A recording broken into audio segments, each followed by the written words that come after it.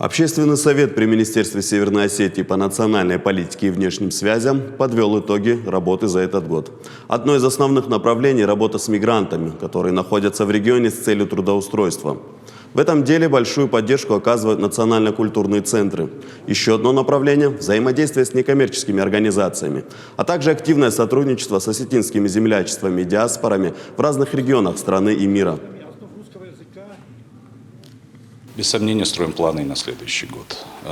Тот фундамент, та база, которая заложена на сегодняшний день в республике благодаря деятельности очень большого количества людей, это и общественные деятели, и государственные служащие, она без сомнения будет сохранена, и на ее основе будут отдельные направления нашей работы развиваться в дальнейшем.